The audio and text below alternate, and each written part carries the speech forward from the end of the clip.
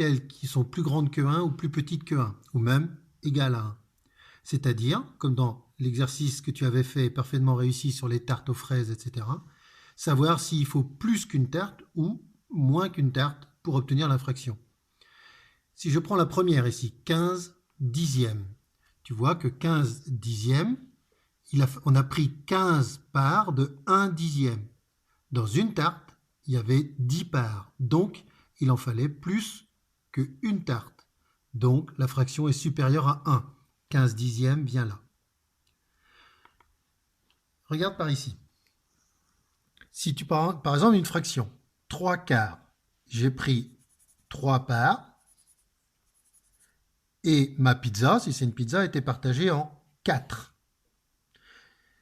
Ici, ma pizza est partagée en 8 et j'ai pris 8 parts. 8 sur 8. C'est-à-dire que cette fraction est égale à une pizza. 8 parts sur les 8, j'ai tout pris. J'ai pris toute la pizza. Là, je n'ai pas pris toute la pizza. C'est moins que 1. Moins qu'une pizza.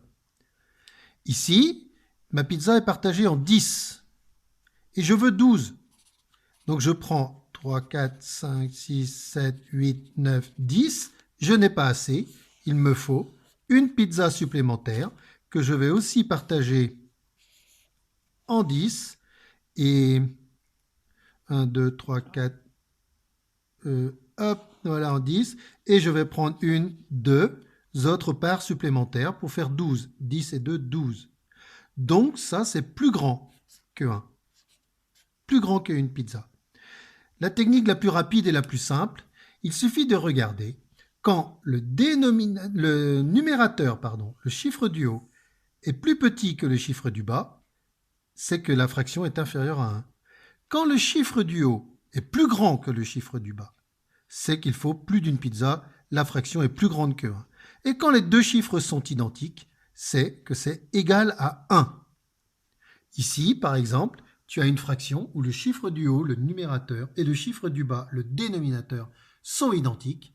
Donc cette fraction égale 1. Voilà, bonne journée.